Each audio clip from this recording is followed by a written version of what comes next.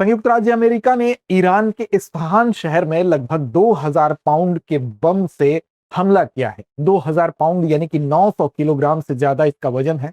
अब ये हमला बंकर बस्टर बमों का हमला है और ये बेसिकली हमला जिस जगह पर किया गया है वो अम्यूनिशन डिपो था। अम्यूनिशन डिपो होता है जहां पर गोला बारूद का भंडारण किया जाता है। ईरान ने हालांकि इस हमले की पुष्टि नहीं की है, लेकिन नासा के फायर ट्रैकिंग सैटेलाइट के द्वारा ये पता चल रहा है कि यहां पर इस तरह के बमों से हमला किया गया है। वहां से जो इमेज दिख रही है उससे बात स्पष्ट हो रही है। इसके अलावा अगर देखेंगे तो अमेरिकी प्रेसिडेंट ने भी, डोनाल्ड ट्रंप ने भी अपने सोशल मीडिया जो प्लेटफॉर्म पर ट्रुथ पर इसका एक वीडियो भी शेयर किया है। अब सवाल ये उठता है कि जिस जगह पर यह हमला किया गया है उस जगह का नाम है इस्फहान, और ये इस्फहान शहर का ही चुनाव क्यों किया गया। इससे पहले भी आप देखेंगे तो जून 2025 में इसी जगह पर हमले का प्रयास हुआ, हमला किया गया था। और दूसरी बात, जिस बम का इस्तेमाल किया गया है यानी कि बंकर बस्टर बम, ये बंकर बस्टर बम होता क्या है, तो दोनों के विषय में जानेंगे। खबर हमारी यही है कि अमेरिका ने 900 किलोग्राम वजनी बम का इस्तेमाल किया है और वो भी एक स्पेशल कैटेगरी का बम है जिसको बंकर बस्टर बम कहा जाता है। सबसे पहले उस लोकेशन को देख लेते हैं। तो इस्फहान आप ईरान के मैप में देख रहे हैं कि ये यहाँ पर स्थित है, यानी कि लगभग मध्य में ये स्थित है।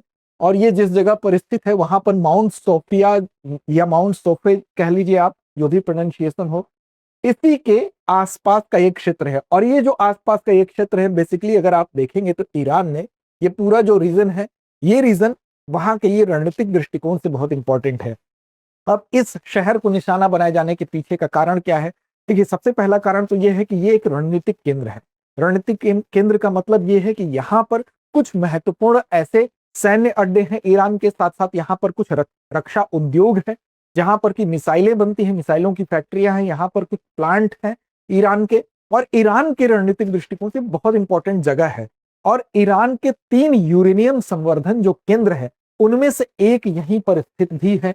तो इस लिहाज से जिस जगह पर हमला किया गया है उस जगह का इंपॉर्टेंस है, यानी इस्फहान पर हमला किया गया है। सबसे पहला रीजन आप जानिए कि रणनीतिक सैन्य केंद्र होने की वजह से इसका चुनाव किया गया है।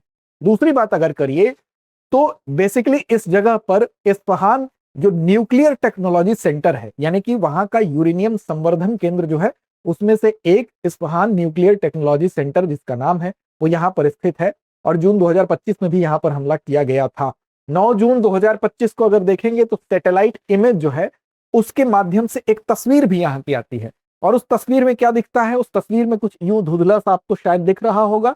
इसमें एक गाड़ी दिखती है, ट्रक दिखती है, और ट्रक के ऊपर नीले नीले कलर के कुछ चीजें लदी हुई हैं। तो इसमें 18 कंटेनर दिखाई दे रहे थे। तो इस सैटेलाइट इमेज के माध्यम से ये पता चला कि यहाँ पर एक कंटेनर पर, एक ट्रक पर 18 कंटेनर में 534 किलोग्राम, जैसा कि विश्लेषकों ने बताया कि 534 किलोग्राम का एनरिच यूरेनियम, यूरेनियम ऐसा यूरेनियम जो संवर्धित हो, यानी कि एनरिच बनाया जाता है उसको संवर्धित किया जाता है। तो 60% तक इसमें जो 534 किलोग्राम के आसपास विश्लेषक बता रहे थे जो यूरेनियम था, वो 60% तक क्या था? वो एनरिच था, यानी कि संवर्धित किया हुआ था। और अगर इसको 90% तक संवर्धित कर दिया जाए, यानी कि 90% तक अगर इसको एनरिच कर दिया जाए तो वो वेपन ग्रेड यूरेनियम में तब्दील हो जाता है। वेपन ग्रेड का मतलब जिससे कि खतरनाक, जिसका इस्तेमाल किया जा सकता है वेपन के तौर पर, हथियार के तौर पर। सामान्य बिजली का जो स्रोत होता है, जो प्लांट होते हैं, वहां पर 3 से 5% में ही वो पर्याप्त होता है। लेकिन यहाँ पर 60% तक जो एनरिच था यूरेनियम, वो यूरेनियम 18 कंटेनर में ले जाने की जो सैटेलाइट इमेज दिखी। और ये क्षेत्र पहले से भी ईरान के ईरान के जो संवर्धन केंद्र में से एक यहाँ पर स्थित है। तो पहले भी अमेरिका को यह शक था। और ये पूरा का पूरा क्षेत्र ही अगर आप देखेंगे, इस्फहान ही नहीं उसके आसपास का जो क्षेत्र है पूरा, वो इंपॉर्टेंट है। तो इसलिए यहाँ पर इस जगह को टारगेट किया गया था, पहले भी प्रयास हुए थे और यहाँ पर हमला किया गया। अब सवाल उठता है कि ये हमला जो किया गया है, इस हमले का क्या माध्यम है, क्या संदेश अमेरिका देना चाहता है? तो अमेरिका का संदेश साफ तौर पर यह है कि आप समझौते की टेबल पर आओ, और समझौते की टेबल पर अगर आप नहीं आते हो तो हम आपके जो ऊर्जा संसाधन है उस पर भी हमला करेंगे, हम आपके जो न्यूक्लियर सुविधाएं आपकी हैं उस पर भी हमला करेंगे, न्यूक्लियर प्लांट्स पर भी हमला करेंगे, और आपके बुनियादी ढांचे को भी नुकसान पहुंचाएंगे। साथ साथ अब इस हमले का असर क्या होगा?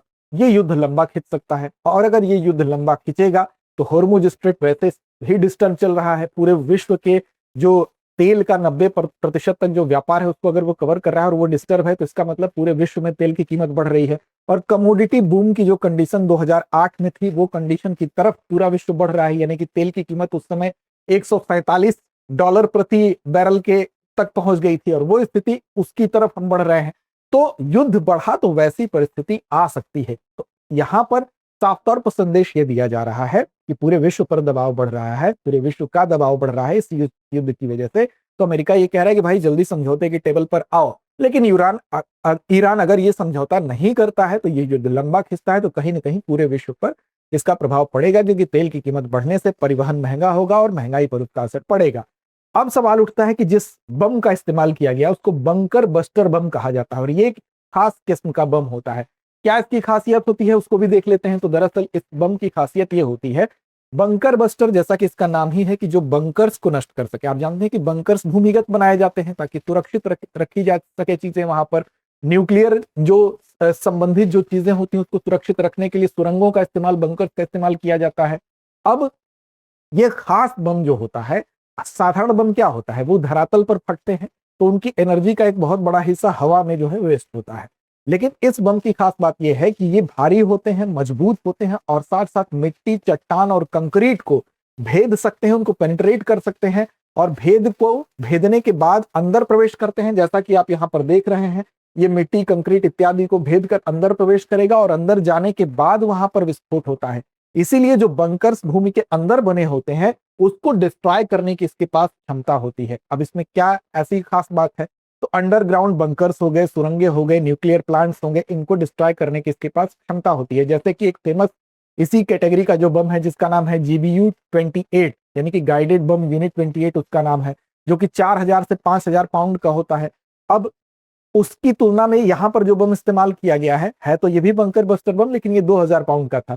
तो हम ये कह सकते हैं उसी का छोटा या मीडियम रेंज था, उसी का वर्जन जो था छोटा या मीडियम था। अब ये बेसिकली जो होते हैं, ये इसको पेनिट्रेट म्यूनिशन भी कहा जाता है। पेनिट्रेट म्यूनिशन इसीलिए कहा जाता है क्योंकि ये जो ऊपरी परत है, चाहे वो मिट्टी की हो, कंक्रीट की हो या किसी अन्य चीज की हो, उसको भेदने की क्षमता होती है। कैसे क्षमता होती है, इसकी जो बॉडी बनी होती है बेसिकली वो, इसको पहले तो गिराया किस चीज से जाता है, तो आप ध्यान रखिएगा कि इसमें लेजर गाइडेड तकनीकी का इस्तेमाल किया जाता है, जीपीएस गाइडेड तकनीकी का इस्तेमाल किया जाता है, और इसको स्टील्थ बम्बर जो होते हैं, जेट होंगे या आप कह सकते हैं F-15, F-16 का प्रयोग करके इसको गिराया जा सकता है।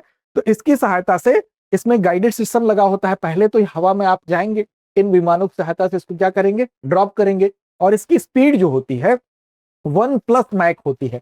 1+ मैक स्पीड का मतलब क्या हुआ, 1200 किलोमीटर प्रति घंटा से ज्यादा की रफ्तार होती है। और इसकी जो बॉडी होती है बम की, वो हार्ड स्टील की बनी होती है। तो हार्डेंड स्टील की बनी होने की वजह से और ज्यादा स्पीड होने की वजह से इसमें इतनी काइनेटिक एनर्जी होती है, इतनी गतिज ऊर्जा होती है। ये ऊपरी परत को क्या करेगा, ऊपरी परत चाहे जितनी भी ठोस हो उसको तरल में बदल देगा, तो उसको भेद देगा और भेद के अंदर प्रवेश कर जाता है।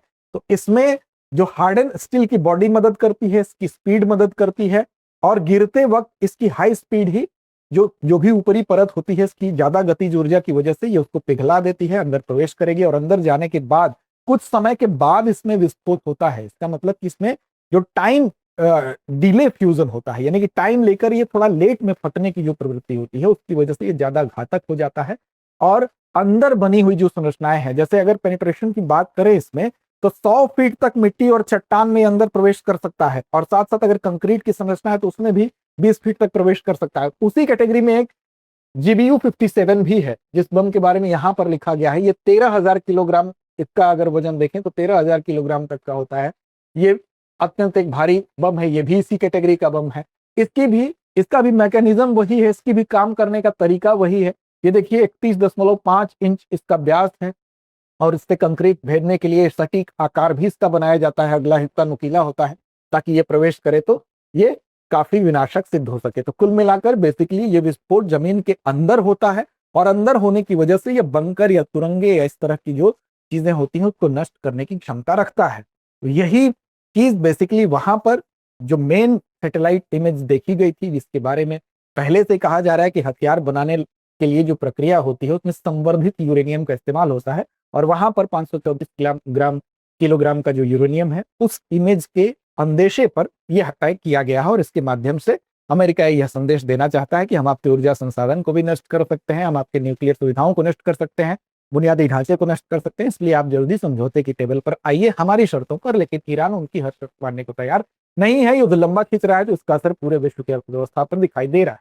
चलिए आगे बढ़ते हैं और बात करते हैं एक महत्वपूर्ण सूचना आपके लिए कि अगर आप यूपीएससी की तैयारी करना चाहते हैं, आपके पास समय कम है, कम समय में बेहतर तैयारी करना चाहते हैं, तो आपके लिए हमारा ये कोर्स सुटेबल है, GS studio foundation live online course. इस कोर्स की खास बात क्या है? देखिए, इस कोर्स में 14 महीने में आपको प्रीलिम्स से लेकर मेंस तक जीएस की संपूर्ण तैयारी आपकी हो जाए। साथ साथ इसमें 18 क्लास टेस्ट आपको मिलते हैं ऑनलाइन माध्यम में देने को। साथ साथ इसमें 2 वर्षों के करंट अफेयर्स को कवर किया जाता है, इसमें वीडियो भी आपको उसकी उपलब्ध कराई जाती है और साथ साथ वीडियो के एक्सेस के साथ साथ प्रिंटेड मटेरियल भी दिया जाता है। इस कोर्स की कीमत अगर बात करें तो 34,999 है, लेकिन इसमें आपको छूट मिल जाती है अगर आप AMITABH अमिताभ कूपन कोड का इस्तेमाल करते हैं। कैसे करना है? तो इसके लिए आपको दृष्टि लर्निंग ऐप डाउनलोड कर लीजिए, या इसका लिंक भी आपको मिलेगा डिस्क्रिप्शन में, उसके माध्यम से भी जा सकते हैं।